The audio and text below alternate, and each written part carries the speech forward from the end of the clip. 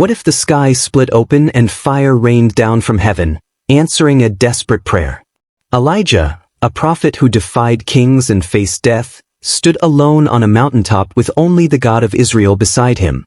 But his greatest test was yet to come, a test that would change everything. Witness the thrilling story of miracles, danger, and divine power as Elijah's faith is pushed to its breaking point. If this story moved your heart, don't forget to like, subscribe, hit the notification bell, and share it with your loved ones, because this is a tale you'll never forget. The sun was hot. The ground was dry and cracked. People wiped the sweat from their faces and looked up at the sky, hoping to see a cloud. But there was nothing, only endless, empty blue. The rivers were shrinking. Wells were drying up. Crops in the fields were turning brown. People were getting scared. They had never seen anything like this before. But there was one man who knew exactly why it was happening. His name was Elijah. Elijah was not a rich man. He didn't wear fancy clothes. He didn't live in a big house. He was just a regular man from a small town called Tishbe. But Elijah had something that made him very, very special. He loved God with all his heart. The world Elijah lived in had forgotten about God. People worshipped fake gods made of stone and wood. They even bowed down to a false god named Baal, believing he could make it rain and grow their crops. The worst of them all was King Ahab and his wicked wife, Queen Jezebel. They built temples to Baal and told everyone to stop worshipping the Lord. The land was full of lies, evil, and sadness. God was not pleased. So one day, God spoke to Elijah. His voice was strong and clear, deep inside Elijah's heart. "Go to King Ahab," God said. "Tell him there will be no rain or dew until you say so." Elijah's heart beat faster. King Ahab was a cruel man. He hated people who spoke about the Lord. It would be dangerous to stand before him. But Elijah trusted God. He was not afraid. Early the next morning, Elijah walked to the royal palace. Soldiers in shining armor stood at the gates. Servants hurried by, carrying golden bowls and rich robes. No one noticed the dusty man from Tishbe slipping inside. Finally, Elijah stood before King Ahab. The king sat on a tall throne, wearing a crown that sparkled in the light. His face was hard and proud. Elijah took a deep breath. Then, with all the courage God gave him, he pointed at the king and said, "As surely as the Lord, the God of Israel, lives, the God I serve, there will be neither dew nor rain in the next few years except at my word." For a moment, there was silence. Then shouts filled the room. Guards grabbed their spears. Servants gasped and whispered. But Elijah didn't wait to be arrested. He turned and ran.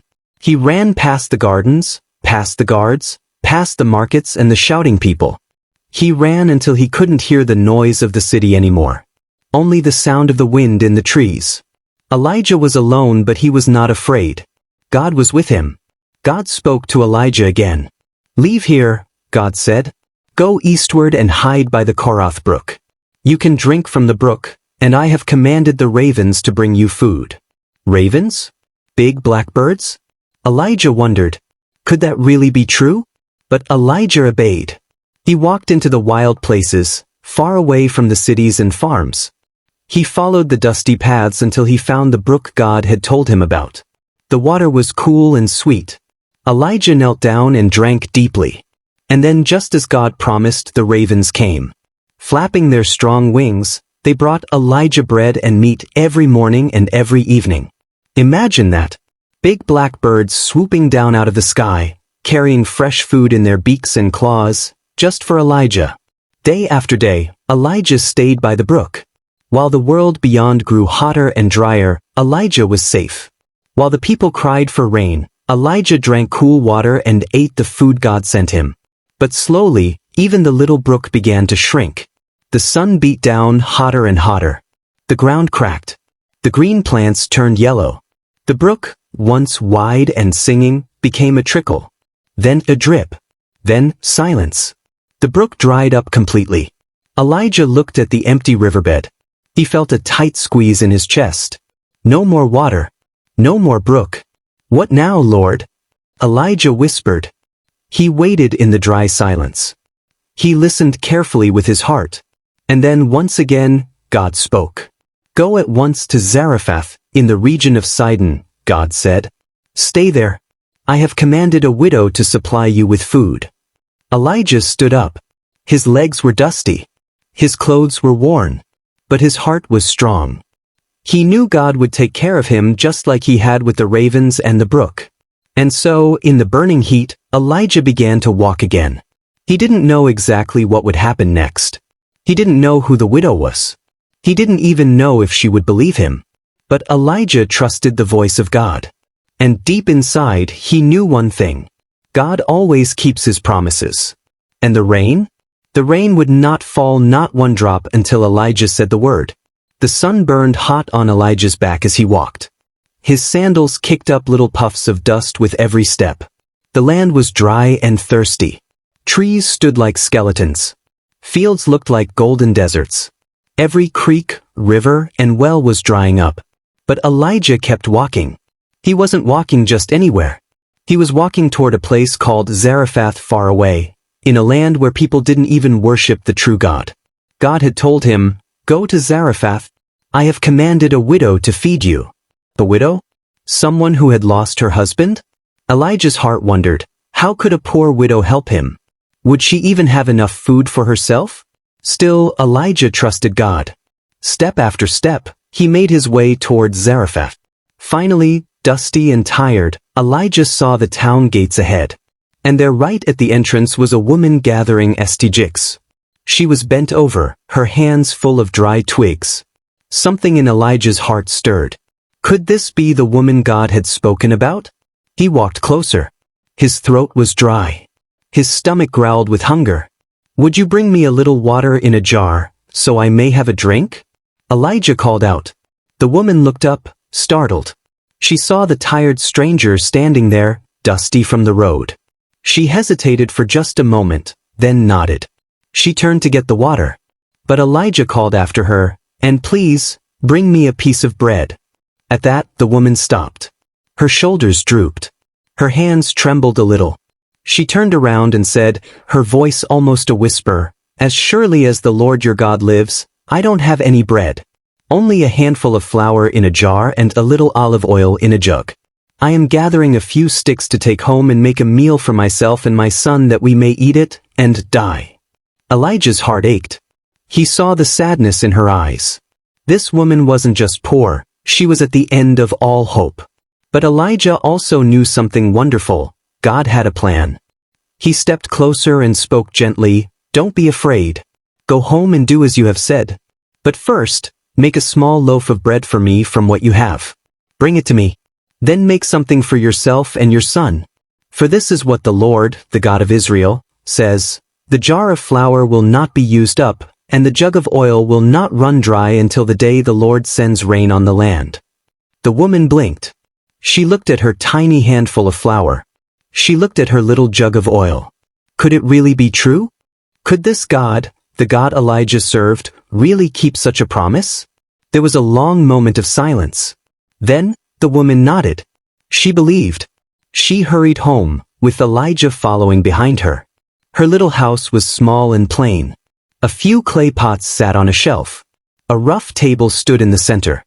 Her son, thin and tired, sat in a corner.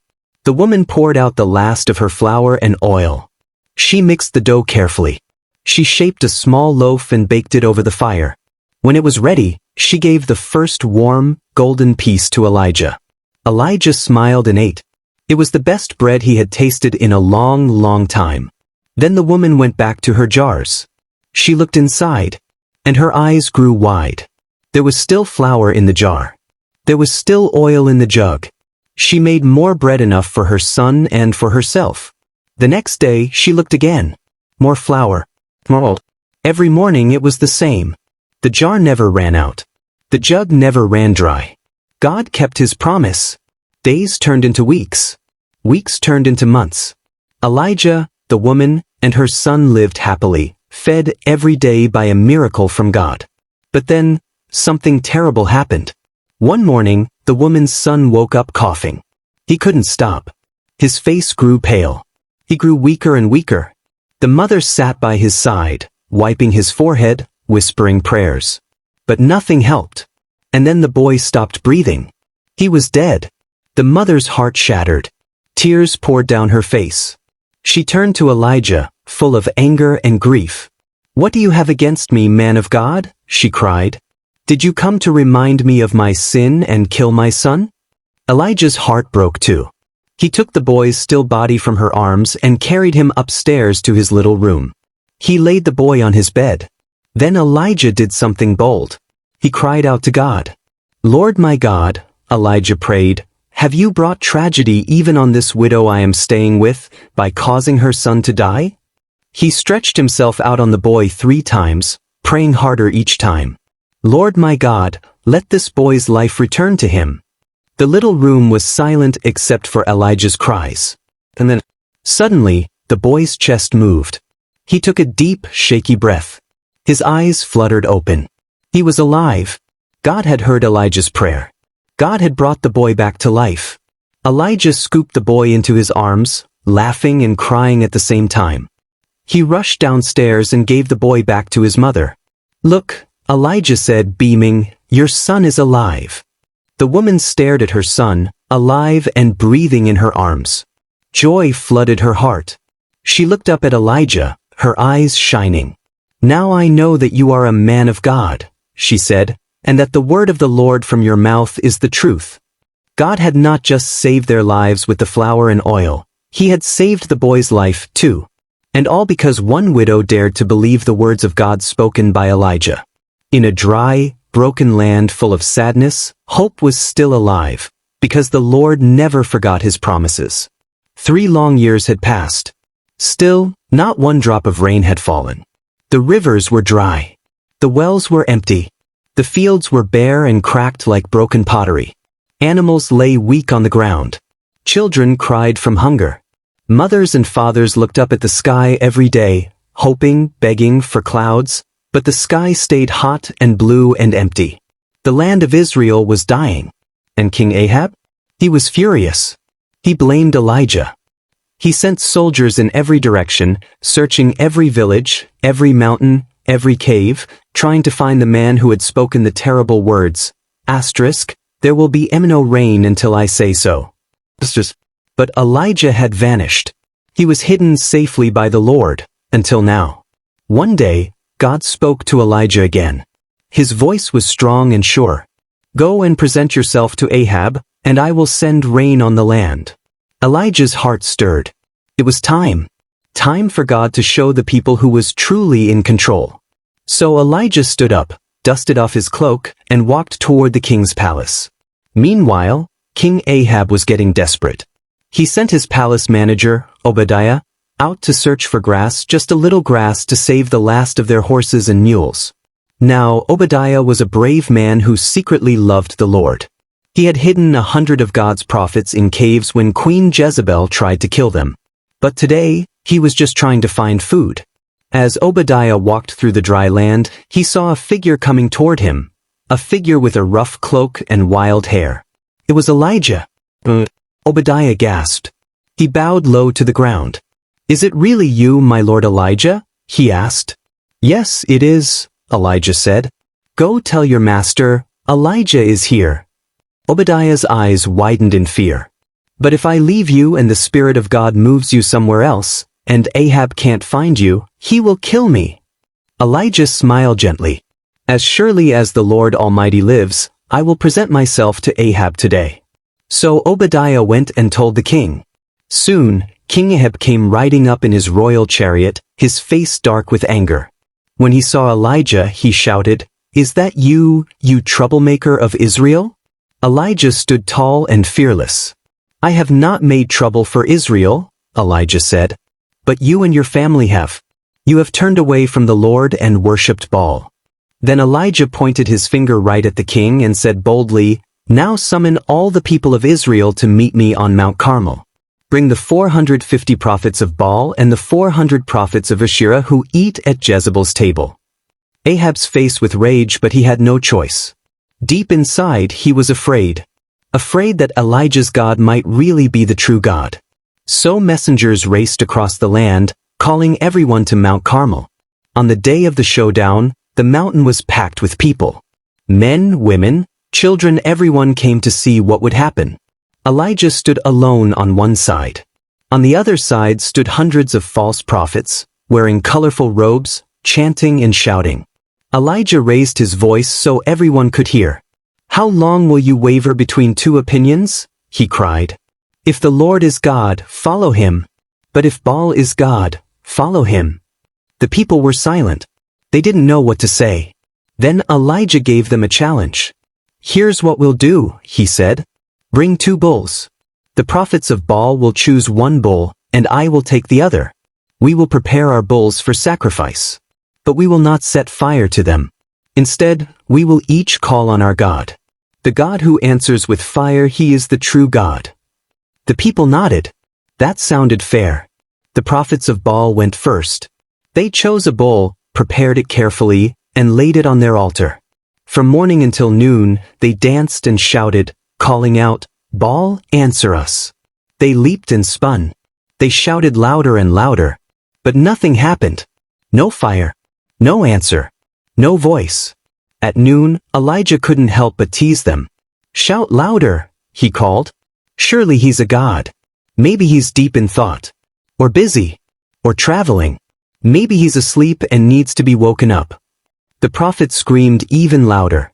They even cut themselves with knives and swords until their blood flowed because that's what they thought their God wanted. But it was useless. There was no fire. There was no Baal. There was only silence. Finally, Elijah said, "Come here to me." The people gathered closer. Quietly, Elijah repaired the altar of the Lord that had been torn down. He took 12 stones, 1 for each tribe of Israel, and built them into a new altar. He dug a trench around it, deep and wide. Then he arranged the wood, cut up the bull, and placed it on top. But Elijah wasn't done. He said, "Fill 4 large jars with water and pour it on the offering and the wood." The people gasped. Water? On the sacrifice? How would it ever burn? But they obeyed. They poured water until the wood was soaked, the meat was dripping, and the trench was filled. Now, it would be impossible for any human to light that fire. Everyone held their breath. Then Elijah stepped forward. He didn't dance. He didn't shout. He didn't cut himself. He simply prayed.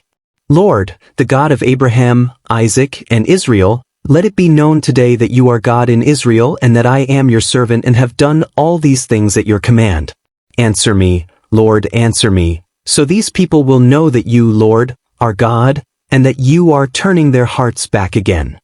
The last word of Elijah's prayer had barely left his lips when a roar like a mighty wind filled the air. A bright light flashed down from the sky. Fire. Real fire from heaven. It burned up the sacrifice. It burned up the wood.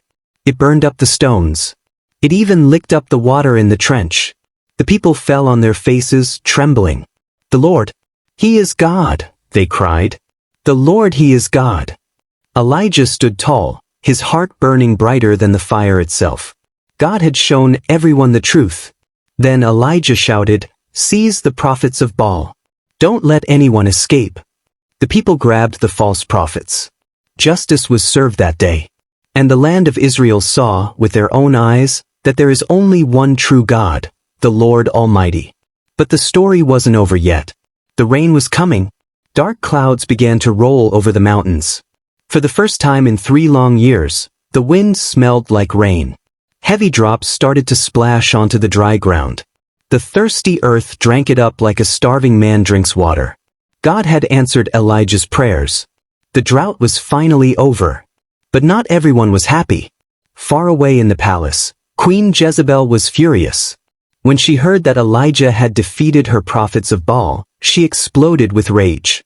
Her eyes burned with hatred. Her voice thundered through the halls. "I will kill Elijah," she screamed. "By this time tomorrow, he will be dead." She sent a messenger to Elijah with her terrible threat. When Elijah heard it, his heart froze. This was no ordinary enemy. This was Jezebel, the queen who had already murdered many of God's prophets. For the first time, fear grabbed Elijah's heart like a cold hand. He turned and ran. He ran into the wilderness, far away from the towns and people.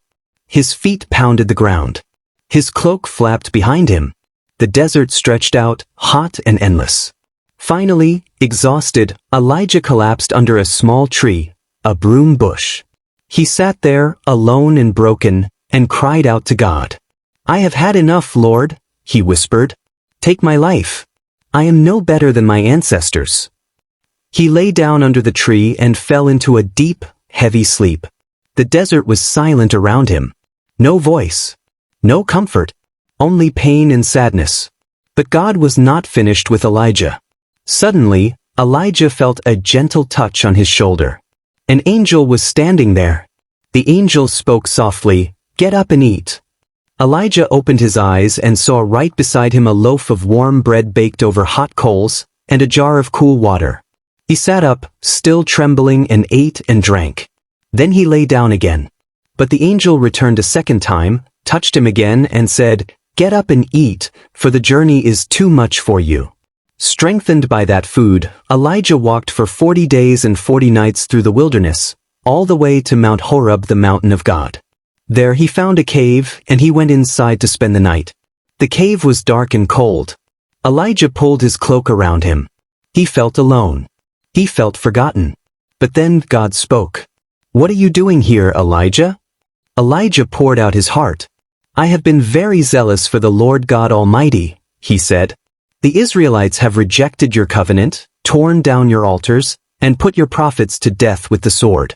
I am the only one left, and now they are trying to kill me too." He waited in the silence. Then God said something strange.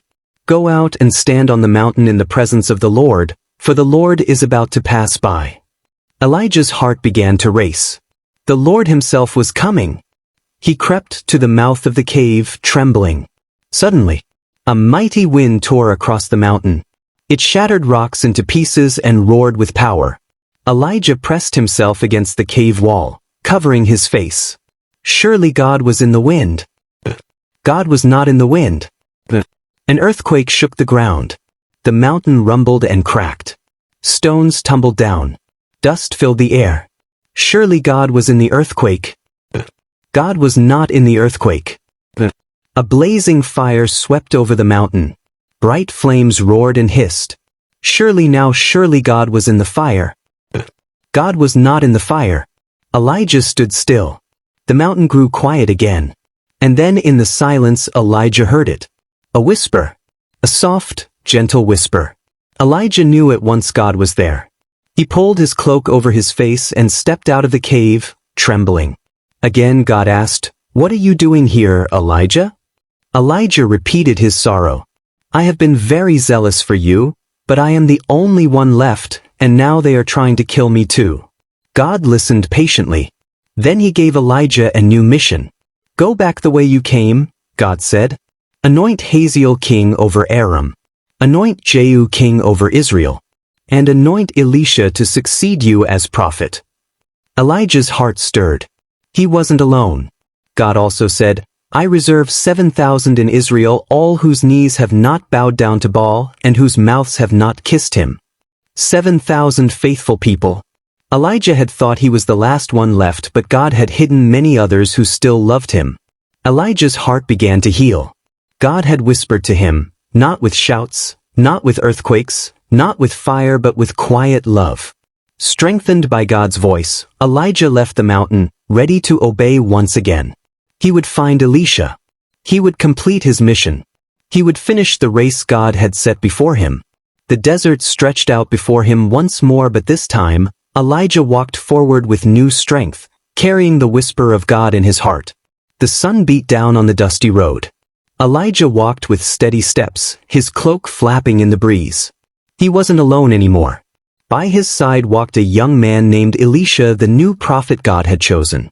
From the moment Elijah threw his cloak over him, Elisha had left everything behind. His farm, his family, his old life to follow Elijah and serve the Lord. They traveled from town to town, doing God's work. Everywhere they went, people whispered, "Those are the prophets of God." Some were amazed. Some were afraid. But Elijah knew something very important, something Elisha didn't know yet. The end of Elijah's journey was near. God had told him that soon he would be taken up not by death, but by a miracle so powerful that no one would ever forget it. And Elijah wanted to prepare Elisha for what was coming. One morning, as the two men walked together, Elijah turned and said, "Stay here, Elisha. The Lord has sent me to Bethel." But Elisha shook his head fiercely. "As surely as the Lord lives and as you live, I will not leave you," he said. So they walked on together to Bethel. When they arrived, a group of young prophets came out to meet them. They pulled Elisha aside and whispered, "Do you know that the Lord is going to take your master from you today?" Elisha's heart squeezed tight. "Yes, I know," he said quietly. "But do not talk about it." He couldn't bear to think about losing Elijah. Soon Elijah said again, "Stay here, Elisha. The Lord has sent me to Jericho." But once again, Elisha refused to leave him. They walked together to Jericho. Again, the young prophets came and whispered to Elisha, "Do you know today is the day your master will be taken?" And again Elisha answered, "Yes, I know. But please do not talk about it." Elijah smiled gently. He knew Elisha's heart was loyal and full of love. One more time, Elijah tested him. "Stay here, Elisha. The Lord has sent me to the Jordan River." But Elisha's voice was firm. "As surely as the Lord lives and as you live, I will not leave you." So they went on together. When they reached the Jordan River, Elijah took off his cloak, the same cloak he had wrapped around himself on the mountain, and rolled it up. He struck the water with it. At once, the river parted. The water split to the right and to the left, and a dry path opened up between them. Elijah and Elisha walked across on dry ground. 50 prophets stood at a distance, watching in awe. When they reached the other side, Elijah turned to Elisha. He looked deep into his young friend's eyes. "Tell me," Elijah said, "what can I do for you before I am taken from you?" Elisha's voice trembled with boldness. "Let me inherit a double portion of your spirit," he said. Elijah smiled. It was a big request. "You have asked a difficult thing," Elijah said. "But if you see me when I am taken from you, it will be yours. If not, it will not." The two prophets continued walking, side by side, talking softly. Then suddenly, the wind picked up. The ground trembled. A roar filled the air like 1,000 horses galloping at once. Elisha looked up, and there, bursting from the heavens, came a blazing chariot of fire, pulled by horses of fire. The flaming chariot thundered down between Elijah and Elisha. Elijah was swept up into the whirlwind, carried higher and higher, up into the sky. Elisha cried out at the top of his lungs, "My father! My father! The chariots and horsemen of Israel!" Tears filled his eyes. Elijah, his master, his friend, was gone. The sky grew silent again. All that remained was Elijah's cloak, floating gently down from the whirlwind. Elisha rushed forward. He picked up the cloak. He held it tightly to his chest. Now it was his turn. Elisha walked back to the Jordan River, his heart pounding. Could he really carry Elijah's spirit? Would God be with him too? He reached the edge of the river. Holding Elijah's cloak in his hand, he struck the water and shouted, "Where now is the Lord, the God of Elijah?" For a moment, nothing happened. Then, just like before, the water split to the right and the left. A dry path appeared again. Elisha crossed over, just as Elijah had. The 50 prophets watching from a distance gasped. "The spirit of Elijah is resting on Elisha," they cried. They bowed low before him. God had not abandoned his people. Even though Elijah was gone, the Lord was still working, still speaking, still moving through his faithful servants. Elijah's story had not ended in death but in a blaze of glory, lifted up to heaven by chariots of fire. And Elisha would continue the work, with double the power, carrying the whisper of God and the fire of heaven in his heart.